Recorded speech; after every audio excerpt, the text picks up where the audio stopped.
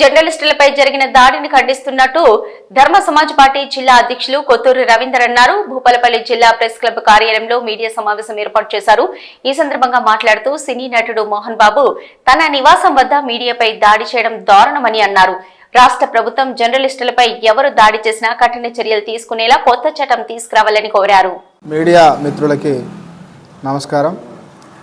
గత 2 రోజులుగా మోహన్ బాబు అనే సినీ నటుడు జర్నలిస్టు మీడియా పైన దాడి చేయడం జరిగింది.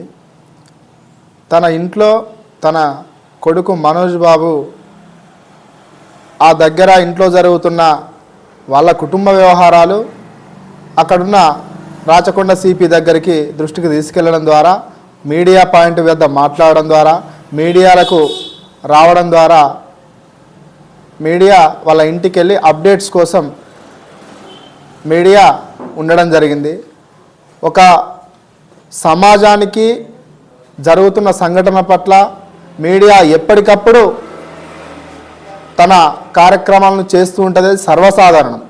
ఇట్లాంటి సర్వసాధారణమైన విషయాలకు మీడియా పైన మోహన్ బాబు దాడి చేయడం, ఈ దాడి చేసే విషయాన్ని ధర్మ సమాజ్ పార్టీగా మేము ఖండిస్తున్నాం.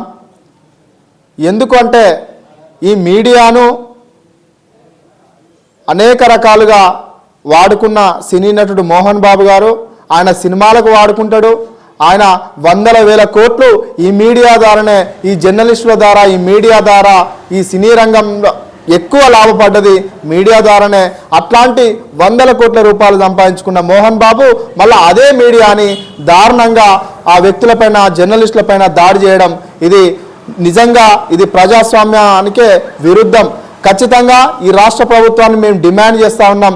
జర్నలిస్టులపైన, మీడియా పైన దాడి చేస్తే ఇప్పుడు జరుగుతున్న అసెంబ్లీ సమావేశాల్లో జర్నలిస్టుల దాడి విషయం పైన ఒక చట్టాన్ని తీసుకొచ్చి ఇట్లాంటి వ్యక్తులు డబ్బు మదంతో, అహంకారంతో ఉన్నటువంటి ఇట్లాంటి వ్యక్తులు దాడి చేస్తే ఆ రక్షణ కల్పించాల్సిన బాధ్యత ఖచ్చితంగా రాష్ట్ర ప్రభుత్వం పైన ఉన్నది. కాబట్టి 100% ఈ జరిగే అసెంబ్లీ సమావేశాల్లో ఒక చట్టాన్ని తీసుకొచ్చి ఈ దాడిని నివారించి, జర్నలిస్టుల పైన దాడులను నివారించాల్సిన అవసరం ఉన్నదని తెలియజేస్తూ ఖచ్చితంగా 100% ఈ దాడిని ధర్మ సమాజ్ పార్టీ ఖండిస్తున్నది అని తెలియజేస్తూ అందరికీ మరొక్కసారి నమస్కారం.